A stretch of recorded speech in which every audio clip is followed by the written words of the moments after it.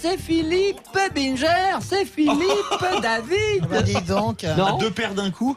Justement, il est tellement plausible dans la régression infantile. Vous savez, Christophe, je viens d'avoir une idée. On a entendu Bernard Combe, le maire de Tulle. Oui, il y a un Ce instant. serait bien d'aller faire une émission dans son cabinet médical, parce que quand vous en plus avez besoin d'une consultation, on fait d'une pierre deux coups. Voilà, vous avez Il compris. n'a pas dit qu'il recrutait des psychiatres, hein, c'est ce que je veux dire. C'est Ce un sont médecin que des médecins Au généralistes. stade de Bordée, si tu veux, il faut consulter un spécialiste. Peut-être bien, mais il faut l'assumer, c'est tout, c'est pas grave. Bien sûr. Les Vrais-Voix sur Sud Radio avec Françoise Degois, Philippe Binger, Philippe David, Philippe Rossi et ce débat que l'on vous propose d'ores et déjà une petite phrase signée Emmanuel Macron en plein débat sur la PMA et sur la loi de bioéthique. Un père n'est pas forcément un mâle. Êtes-vous choqué par cette phrase du président prononcée hier soir? 0826 300 300 et les réseaux sociaux, mon cher Philippe Rossi. Et les réseaux sociaux aussi bien sur Twitter que sur Facebook, c'est un oui à 87%. Mon cher Philippe, dans quel contexte le président a-t-il prononcé cette petite phrase qui peut paraître a priori comme ça étrange? Alors Pascale Morinière, c'est la présidente des associations familiales catholiques qui était invitée à l'Élysée pour fêter les 30 ans de la ratification de la Convention des droits de l'enfant. Pascale Morinière qui donc en a profité pour interpeller Emmanuel Macron et lui faire part de son opposition au projet de loi de bioéthique en s'appuyant justement et en appuyant son propos sur la Convention des droits de l'enfant. Nous avons souvent brandi l'article 7 de cette convention qui stipule qu'un enfant a le droit de connaître ses parents et d'être élevé par eux. C'est ce qu'a lancé la présidente des associations familiales catholiques et qui a donc dit il est absurde de fêter la ratification de cette convention tout en acceptant la PMA sans père. Ouais. Emmanuel Macron, qui du tac au tac, lui a répondu que la paternité se divisait en deux fonctions, l'une génétique et l'autre symbolique. Et pour la partie symbolique, dit-il, il n'y a pas de problème. Je comprends votre problème, c'est que vous, votre problème, vous croyez qu'un père est forcément un mâle. Tous les psychanalystes vous diront donc le contraire. Sud Radio, les vraies voix. Le débat est ouvert. Nos invités, Antoine-Marie Isoard, directeur de la rédaction de Famille Chrétienne. J'espère que j'ai bien prononcé votre nom. J'ai dit Isoard. À peu près, avec un O, pas un U. Isoard. Voilà, Comme merci. le col de l'Isoard. Comme le col de Comme l'Isoard. le col dans les Alpes. Comme le Magnifique. col dans les Alpes. Dominique Borène, coprésident de l'association des parents gays et lesbiens au téléphone dans un instant. Antoine-Marie Isoard, comment vous analysez cette phrase du président? Un père n'est pas forcément un mâle. Alors d'abord, il faut, et vous l'avez très bien fait, Philippe Rossi, rappeler le contexte. Je pense que ce contexte du 30e anniversaire de la Déclaration des droits de l'enfant, il est important parce qu'effectivement, cette déclaration, elle parle et elle insiste sur le droit d'un enfant à reconnaître, à connaître et à être élevé par un père et par ses deux parents. Évidemment, je ne nie pas qu'on puisse être élevé par d'autres que son père ou sa mère quand les situations sont de fait par la vie, par les souffrances, par le deuil, par les séparations. Voilà. Comment je réagis moi à cette phrase, c'est que je suis atterré finalement par cette phrase d'Emmanuel Pourquoi Macron. On est loin quand même. Enfin, je veux dire, je suis atterré parce qu'on avait déjà entendu Madame Buzyn dire oui, un père, c'est une forme symbolique, c'est une fonction symbolique. Pour moi, le père, c'est pas du tout. Enfin, ça peut être une grand-mère, un oncle. Voilà ce qu'Agnès Buzyn avait dit. Ouais. Moi, je suis désolé. Pour moi, un père, c'est un père. Un père, c'est un homme qui a donné ses spermatozoïdes, qui a donné la vie à un enfant, une fille, un garçon. Et pour moi, le père est forcément un mâle. Il n'y a pas beaucoup de doute à avoir là-dessus. Moi, j'ai l'impression, dans ce que dit le président, qu'il y a plusieurs choses à lire quand même, entre les lignes. Tout d'abord, on a un peu l'impression quand même que pour lui, c'est un spermatozoïde, c'est une gamète, voilà, point, ça s'arrête là. Ça peut être ça dans sa tête. Ça va bien au-delà de ça. Je ne veux pas faire la psychologie de bas étage sur la personnalité d'Emmanuel Macron. Mais moi, je ne parle pas de psychologie de bas étage, je pose des questions. Je ne veux pas rentrer dans la psychologie de bas étage. Je sais surtout, comme beaucoup de Français, qu'Emmanuel Macron a eu quelques difficultés pendant des décennies avec son papa, mais ça, à la limite, comme dirait l'autre, ça, exactement. Vous n'en avez pas eu, vous ? Complètement. Voilà. Et j'en ai encore. Non, mais pardon, mais quand je pose cette question, je rappelle qu'on est juste à l'heure de la PMA. Donc cette question n'est pas complètement idiote. Non, elle n'est pas idiote. Donc je pose une question et j'attends une réponse. Mais c'était pas simpliste, Christophe. Non, ce n'est pas simpliste. Moi, j'ai bien compris ce qu'il a dit. Je ne comprends pas qu'on puisse légaliser de fait avec la PMA dite sans père par les opposants à la PMA, dont je fais partie, ou du moins que je suis en particulier dans mon journal et dont je partage les positions. Je ne comprends pas qu'on puisse légaliser aujourd'hui l'existence d'orphelins de père. Je ne comprends pas qu'on qu'on puisse... Je ne nie pas qu'on puisse grandir sans père. Je ne nie pas qu'on puisse être élevé peut-être par un couple d'hommes ou de femmes. Ça n'est même pas ça qui est le débat. C'est pourquoi tout d'un coup on vient nous dire qu'en fin de compte, non, un père, ça n'est pas un homme. On est complètement... Vous savez, Jaurès, je vais citer Jaurès, ce qui pour un réac que je pourrais être sur cette radio, mais je ne crois pas. François, il a été réac à une partie de sa vie. Quand les hommes ne peuvent changer les choses, ils changent les mots. Eh bien, c'est un problème. Mais si, mais c'est un problème de mots. Non, attendez, juste une chose, s'il vous plaît, et après vous avez la parole. Un couple lesbien, par exemple, un couple de femmes. Il peut y avoir une femme qui soit quelque part ait une autorité peut-être plus importante que l'autre. Mais ça n'en fera jamais un père. Mais alors, elle peut avoir le rôle du père. C'est là-dessus qu'on n'est pas d'accord. C'est que moi, je ne vais pas défendre Emmanuel Macron, c'est pas ma tasse de thé. Mais sur cette question, hormis le fait qu'il y a une provoque évidente, parce qu'il est comme ça, il est quand même... Il est transgressif. Le spécialiste des phrases à l'emporte-pièce, ambigu ou à la va comme je te pousse, au choix. Transgressive. Voilà, oui, transgressive, oui. En tout cas, faite pour heurter. Je comprends très bien ce qu'il dit. Il dit, quelle est la fonction d'un père dans la vie d'un enfant, d'un être humain? C'est souvent la fonction de guider, de mettre les limites, de rentrer en contact avec la société. Et ça, moi j'entends quand Emmanuel Macron dit c'est pas forcément une fonction masculine, mais je pense qu'il a raison. C'est pour ça que je dis dans un couple de femmes. Pas plus que la fonction de mère n'est une fonction forcément féminine. Vous avez des hommes qui sont extraordinairement, entre guillemets, maternels. Qui ont une capacité à prendre soin des autres. Non, mais Françoise, moi je trouve la phrase d'Emmanuel Macron très intéressante. Laissons de côté le côté génétique. Et après, lorsqu'il dit, il parle de la fonction symbolique, j'entends bien qu'il évoque un certain nombre de vertus qui feraient la paternité, mais qui ne résideraient pas forcément dans une incarnation masculine. Et c'est là où la phrase me pose un problème. Après tout, est-ce qu'il n'est pas nécessaire pour ces vertus auxquelles on adhérerait tous dans l'éducation des enfants, est-ce qu'il n'est pas nécessaire pour qu'elles aient du sens de s'incarner dans un homme? C'est une question que je pose, et je ferai la même réflexion pour le couple lesbien dont vous parliez tout à l'heure. Antoine Marie Joard. Ce qui est quand même assez étonnant dans la sémantique quand même d'Emmanuel Macron, c'est de dire, vous, on est loin de l'écoute active, vous croyez, vous trompez, votre problème. Il dit ça.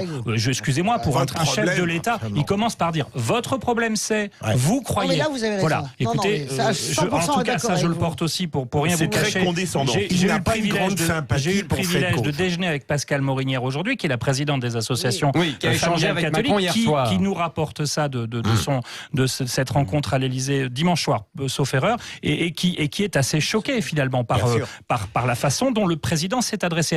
Et c'était cohérent d'en parler ce soir-là. Elle n'a pas fait de l'entrisme, d'activisme ou de militant, surtout que les AFC, c'est pas du tout leur rôle. Non, mais là pour être ce qui m'ennuie, moi, c'est que c'est pas la girouette qui tourne, c'est le vent. C'est que moi, je vois tout à fait, en plus, le gros clin d'œil à la gauche d'Emmanuel Macron. Alors que le même Emmanuel Macron, il y a 2 ans, lorsqu'il était dans la conquête de l'électorat dit de droite, expliquait que la PMA, c'était un sujet qui avait fracturé les gens. On va écouter Dominique Borène, qui est au téléphone avec nous, coprésident de l'association des parents gays et lesbiens.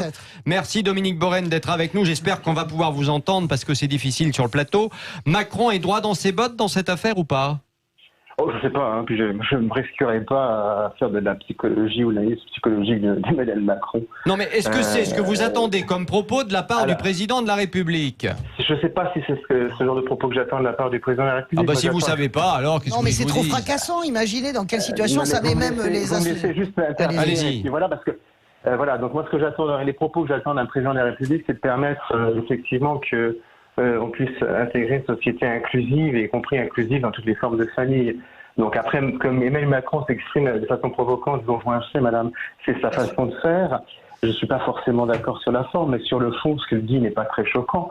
Encore heureux qu'on a dépassé, fort heureusement, la vision de la famille que vos autres invités se plaisent à décrire. Une famille, c'est pas un homme et une femme et des enfants. Une famille, non, mais je suis d'accord avec vous. Là où je me pose quand même une question, pardon de vous le dire, je suis d'accord avec vous sur ce que vous dites là. Après, il faut aussi se mettre à la place des gens, et tout le monde ne pense pas comme moi ou comme vous. La question, elle est simple. Est-ce que, avec des petites phrases comme ça et avec des actions qui peuvent être menées, il n'y a pas un certain nombre d'hommes qui se sentent pas de plus en plus castrés, et je dis le mot castré à dessein? Ouais. Parce que c'est ça le problème aujourd'hui quand même. Je ne sais pas, parce que la castration, elle peut venir de différentes formes. Vous voyez, elle peut aussi venir d'une domination économique ou culturelle. Donc je suis pas sûr que la phrase d'Emmanuel Macron, elle vienne renforcer la castration qui que ce soit. Et puis je pense que c'est un petit peu à la mode de prétendre que les hommes sont castrés parce qu'on vient leur donner, enfin on leur donne à entendre à se conformer à un modèle qui n'est plus celui auquel ils ont cru, auquel on leur a fait croire. Il faut arrêter 2 secondes. Alors, c'est quoi le rôle d'un père ? Ça peut être le rôle d'un homme ou pas, comme ça peut être le rôle d'un homme qui n'est pas le père d'un enfant. Binger. Incroyable Binger. de pouvoir toujours résumer. Puis-je vous poser une question Est-ce qu'au fond, à partir du moment où vous discutez, mais très aimablement, la conception de la famille traditionnelle, 2 parents, hommes, femmes et des enfants, est-ce que vous n'êtes pas tenté parfois de sous-estimer les effets négatifs d'un changement de nature en les insérant, en disant mais après tout pourquoi pas, on peut changer de structure familiale. Est-ce qu'au fond ça n'est pas une tentation chez vous de nier peut-être les effets négatifs d'un tel changement de registre? Monsieur, vous imaginez une seule seconde, moi je suis père d'un enfant avec mon mari, vous imaginez une seule seconde que j'ai entrepris ce schéma de devenir parent sans réfléchir aux conséquences de ce que j'ai fait, très honnêtement. Non, je n'en doute pas. Moi, je ne suis pas du tout un ayatollah de la pluriparentalité à tout craint, en mettant à bas et en jetant à bas le modèle de famille dans lequel d'ailleurs je suis né. Bien évidemment que non. Je dis, moi, qu'il faut laisser coexister toutes les formes de famille qui donnent à se voir aujourd'hui et leur permettent de s'épanouir. Je ne sais pas, monsieur, je ne sais pas si les choix que nous faisons vont nous conduire à la fin du monde, comme certains peuvent le penser avec un mariage pour tous. Je constate que le mariage est instauré, et pas que chez nous, et qu'il n'y a pas d'effondrement de la société. Je ne sais pas, monsieur, ce que donneront les nouvelles formes de famille. Je sais en revanche que si on continue à stigmatiser certaines formes de famille par rapport à d'autres, ça peut poser des problèmes à terme. Ça, c'est vrai. Allez, on va poursuivre le débat dans un instant dans Les Vraies Voix sur Sud Radio. Cette petite phrase signée Emmanuel Macron en plein débat sur la PMA et la bioéthique. Un père n'est pas forcément un mâle. Êtes-vous choqué par cette phrase du président? 0826 300 300 et les réseaux sociaux. Philippe Rossi. Et les réseaux sociaux, c'est toujours oui. 87% de nos auditeurs qui se disent choqués. Christelle qui nous dit le papa c'est un garçon, la maman c'est une fille. Devoir expliquer ceci à un adulte de 42 ans, c'est désolant. Et puis Corinne qui rajoute c'est la façon dont il le dit qui me choque. Sinon pas de problème. Bon, et bien comme ça, tous les avis sont sur la table. Et ça, c'est bien, c'est dans Les Vraies Voix et c'est sur Sud Radio. À tout de suite. Si, bien sûr. C'est Dave. Ah bah oui, c'est lui. Il a même fait quelque chose elle était très très bien. mieux que du côté de chez Swan. Alors que j'adore cette chanson. Tiens, d'ailleurs, c'est marrant ce que vous dites du côté de chez Swan, puisque je peux le dire, j'ai des amis qui ont fait une GPA, voilà, français aux États-Unis. Et la petite fille qui s'appelle Swan, elle est magnifique. Non, c'est voilà. beau. Oui, absolument. Et les parents sont très contents. Voilà, comme quoi, bon, la GPA, je sais pas si c'est dramatique ou pas, mais en tout cas, la gamine, elle est en pleine forme et les parents aussi. Est-ce qu'on pourrait ne pas relancer le débat sur la GPA là? J'ai des arguments, si vous voulez, sur la marchandisation du corps. Oui, et je pense pas que les féministes de tout craint seront loin de penser comme moi. En tout cas, la maman, par exemple, en l'occurrence, aux États-Unis, je dis pas que les gens soient pas heureux. Je vous ai pas dit ça. C'est ce qu'elle souhaitait faire. Je dis pas que les gens soient pas heureux. Voilà, bon, bah c'est comme ça. Les Vraies Voix sur Sud Radio avec notre débat. Une petite phrase signée Emmanuel Macron en plein débat sur la PMA et la loi bioéthique. Un père n'est pas forcément un mâle. Êtes-vous choqué par cette phrase du président? 0826 300 300. On va vous entendre dans un instant. Et puis les réseaux sociaux, Philippe Rossi. Et les réseaux sociaux, Twitter, Facebook, le oui baisse un petit peu, mais c'est quand même une grande majorité de nos auditeurs qui se disent choqués, 81%. Antoine-Marie Isoard, directeur de la rédaction de Famille Chrétienne, est toujours avec nous. Et puis Dominique Borren, coprésident de l'association des parents gays et lesbiens, au téléphone. Merci à vous deux, évidemment, de poursuivre le débat. Il y a aussi Marie-Christine de Réloir qui nous appelle. Bonsoir Marie-Christine. Bonsoir à vos amis. Comment ça va Marie-Christine? Eh bien, ça va pas mal, mais sauf que quand j'entends des phrases comme vous en avez mis une en exergue, moi je trouve ça terriblement inquiétant, voire dangereux, accessoirement parfaitement stupide, j'ose le dire. Quand on va contre la nature se venge toujours. Hein, vous savez, quand on a voulu, vous me permettrez ce parallèle, quand on a voulu faire manger de la viande à des herbivores, on a vu le résultat. Et je pense que c'est pas la même chose, mais bon. C'est pas la même chose. Mais ce que je veux dire, c'est que quand on va contre la nature, contre le bon sens, Et ça produit toujours des catastrophes. Alors qu'il y ait effectivement des couples de parents du même sexe, etc. Je ne nie pas que ça puisse de temps en temps ne pas avoir des effets néfastes, mais enfin, tout le monde, et depuis des millénaires, tout le monde sait que pour structurer un enfant, il faut un homme et une femme. Un homme, même s'il est maternel, ne sera jamais une femme, et inversement. C'est simplement du bon sens, c'est de la constatation. Ouais. Tiens, mais Dominique Borène, qui est avec nous, qui est coprésident de l'association des parents gays et lesbiens, on sent bien que Marie-Christine, quelque part, formule une forme d'inquiétude, quelque part, par rapport à ces changements. Vous avez envie de lui dire quoi?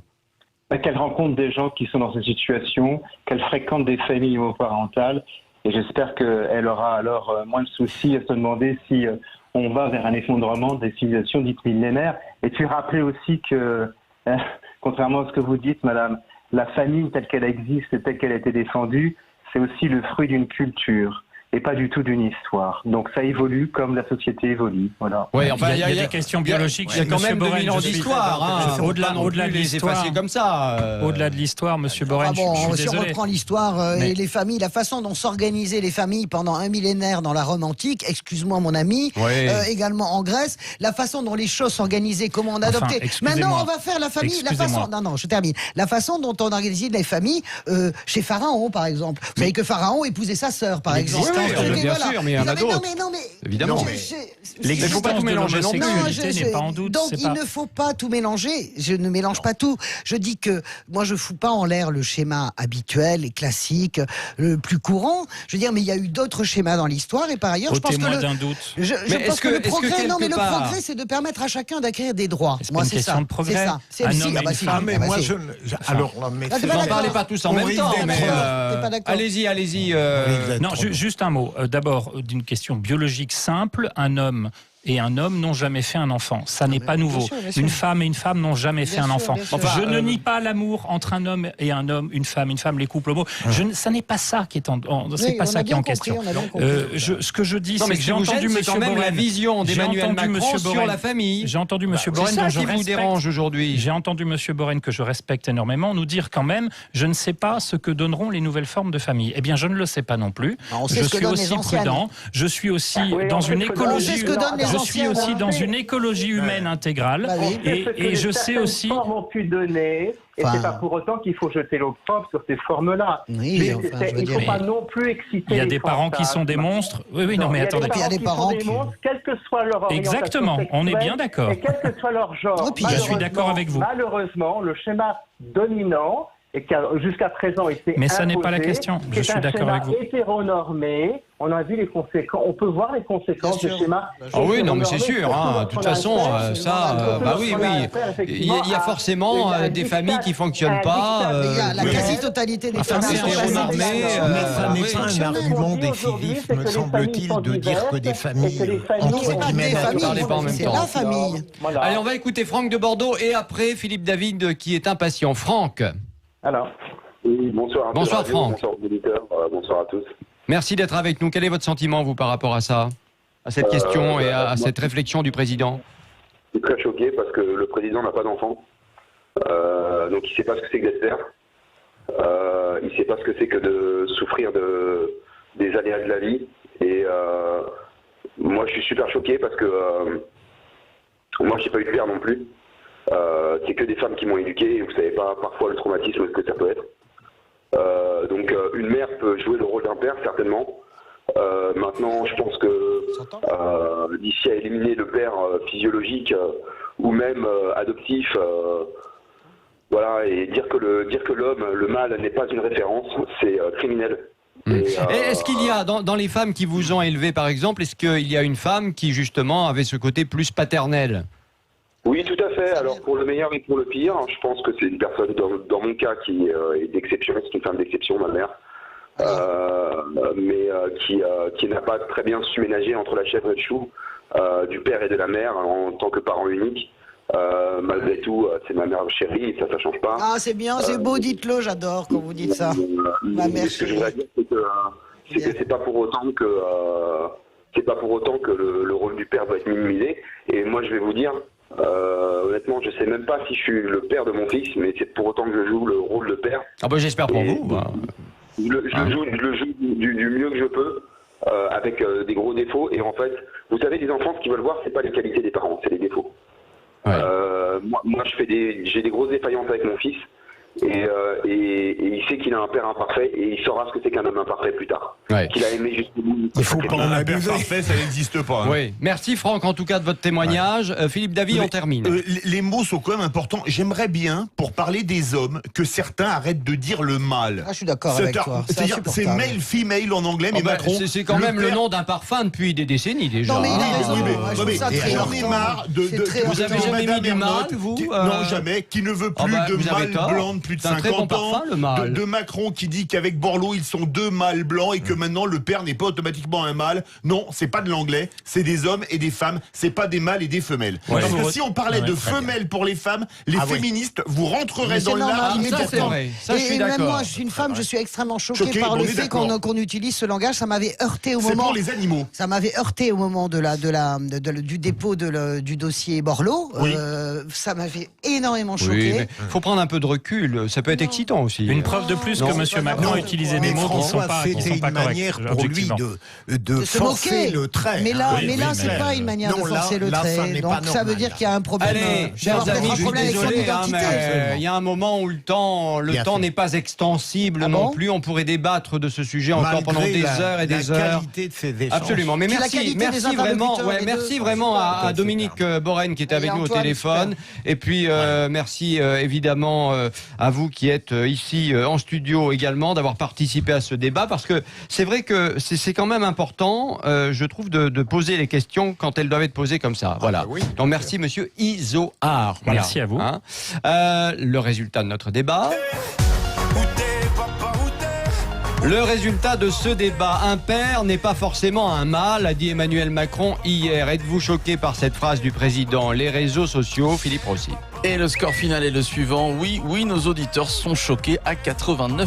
Dans un instant, on va parler de la jeune Mila, interdite de lycée après ses propos sur l'islam, car impossible d'assurer sa sécurité. Mais que fait Blanquer ?